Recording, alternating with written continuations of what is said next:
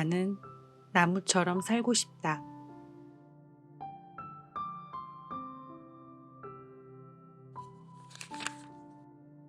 어머니 품이 그립습니다. 느티나무. 내 나이 정도가 되는 사람이라면 어릴 적 고향에서 속이 뻥 뚫린 커다란 나무를 본 기억이 있을 게다. 이름도 모른 채 술래잡기를 하며 놀던 그 커다란 나무가 대부분 느티나무다.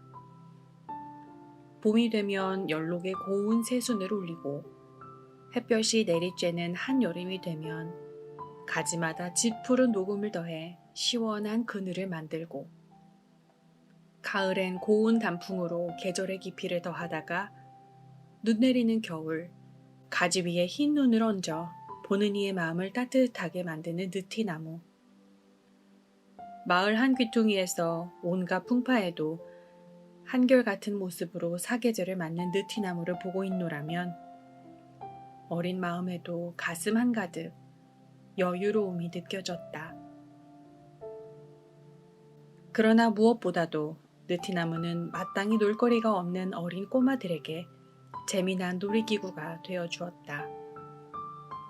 가끔씩 잘못이라도 저지르는 날이면 쌀이비로 엉덩이를 때리는 어머니를 피해 느티나무 구멍으로 몰래 숨어들던 기억이 아직도 생생하다. 그저 나무 안에 구멍이 뚫린 거였지만 그 안에 있으면 마치 나무 위 오두막집에 숨어든 톰 소여가 된 것 같기도 하다. 그때 들었던 생각.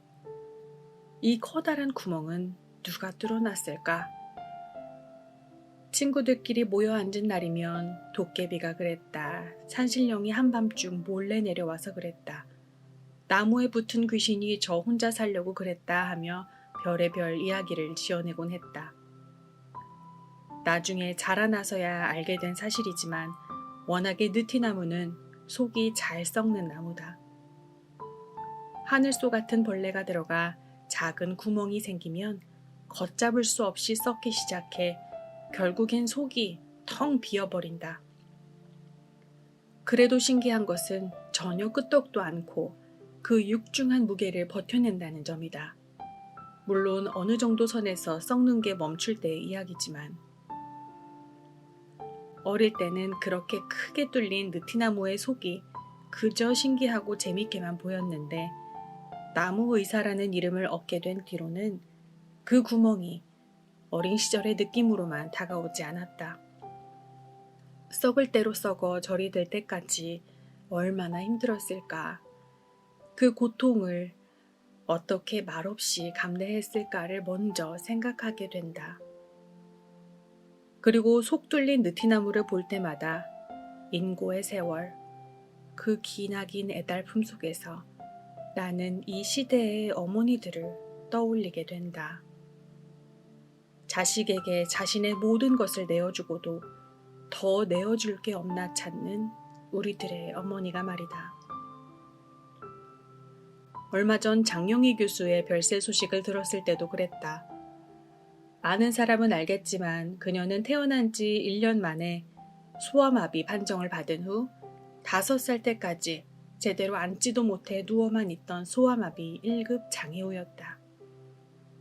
초등학교 3학년 때까지 어머니의 등에 업혀 학교에 갔고 어머니는 두 다리와 오른팔이 마비된 그녀를 화장실에 데려가기 위해 2시간에 한 번씩 학교를 찾아야 했다.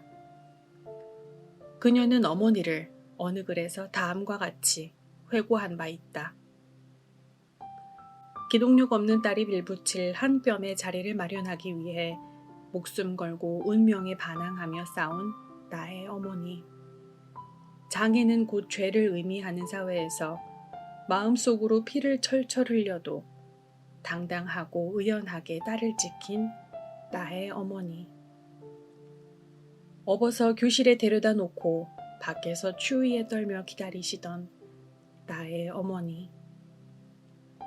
조금만 도와주면 나도 잘 해낼 수 있다고 제발 한몫 끼워달라고 애원해도 자꾸 벼랑 끝으로 밀쳐내는 이 세상에 악착같이 매달릴 수 있었던 것은 어머니가 있었기 때문이다.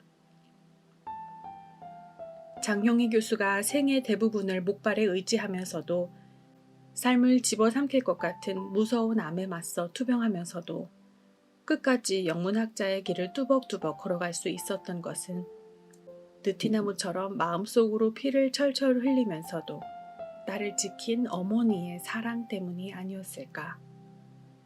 그래서인지 장영희 교수가 죽기 직전 어머니에게 남긴 편지가 너무나 안타깝게 느껴졌다. 엄마 미안해 먼저 떠나게 돼서. 엄마 딸로 태어나서 지질이 속도 썩혔는데 그래도 난 엄마 딸이라 참 좋았어. 엄마는 이 아름다운 세상 더 보고 오래오래 더 기다리면서 나중에 다시 만나. 신은 모든 곳에 있을 수 없기에 어머니를 만들었다는 말이 있다. 그런데 우리는 나이를 먹어 자식을 길러보고서야 어머니의 마음을 조금이나마 헤아리게 된다.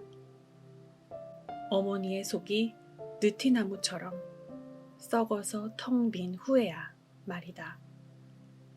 나도 어머니의 가슴이 뻥 뚫리기 전에 방황을 멈추었으면 좋았을 것을 그러지 못했다. 그 사실이 지금도 내 마음을 아프게 한다.